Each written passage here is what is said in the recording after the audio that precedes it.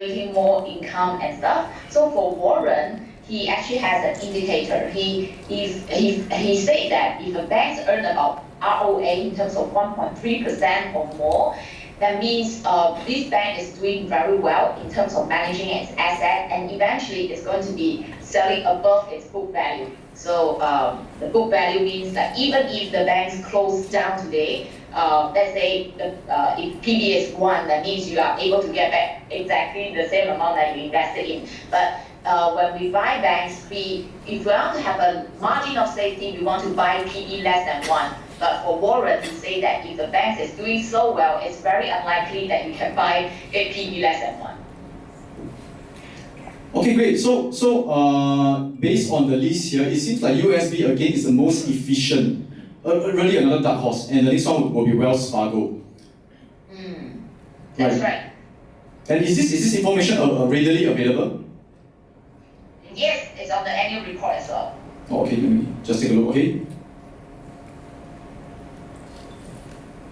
And Chloe, again, I think it's so important to tell people, if looking on the annual report and you just press the find button and put ROA, it will come up. Yeah, it's very right. Okay, in case for those who didn't catch it, you have to press this thing called Control F.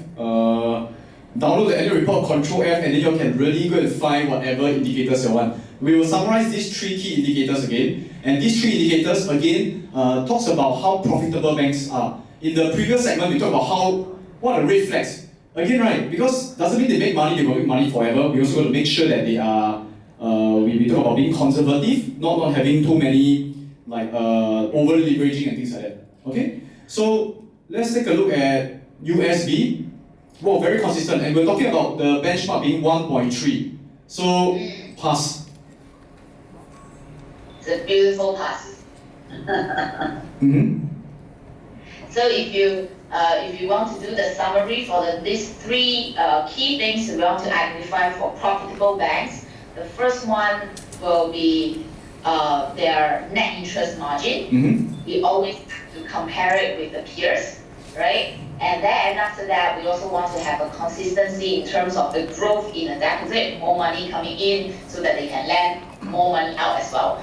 Last but not least is their return on assets. For Warren Buffett's indicator, it's actually more than 1.3%.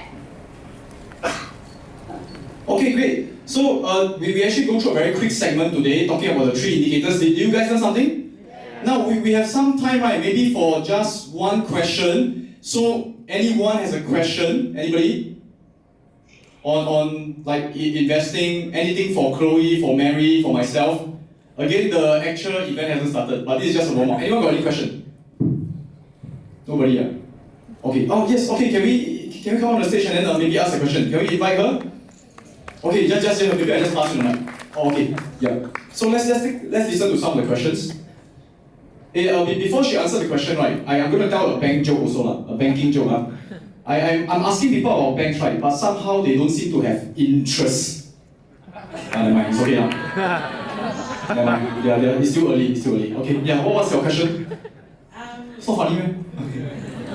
I think it's a very general question. But sure. Then, like, this is something to learn on how to indicate if banks are